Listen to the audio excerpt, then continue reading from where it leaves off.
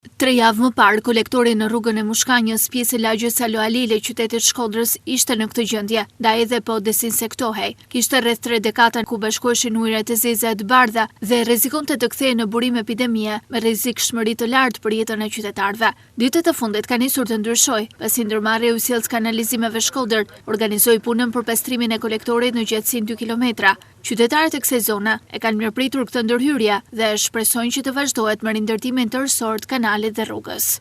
A bën shumë mirë, për mendimin tim, tham mi vullë datuba për mas më mush, mas me rapis lejko, si thoj me të shku me të ardhën njësaj, një të thameta.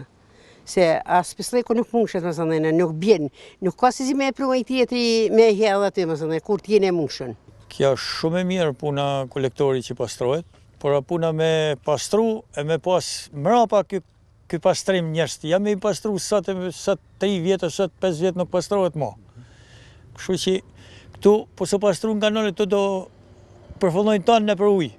Sikur kena përfundu në 2010 e 2011 ina mytë në për ujë, kena dalë në për menat këtu pari.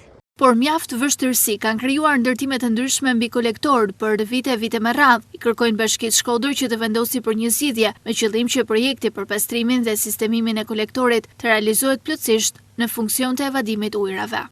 Shteti s'ka nevojë me pyet kënd, shteti vendos vetë. As mua s'kur kanë s'pyet shteti. Shteti ashtet, shteti duhet mi pa. Këta gjona mirë me vëmendje edhe me ecë drejt si thet vetë e mira popullit. Në këtë zonë, pjesa dërmuese e ndërtimeve janë të 2 dekadave të fundit, jashtë projekteve të mirëfillta urbane, pas një element infrastruktura, ndaj është e nevojshme që sa më parë të zbatohet nga Bashkia e Shkodër një projekt për urbanizimin e saj.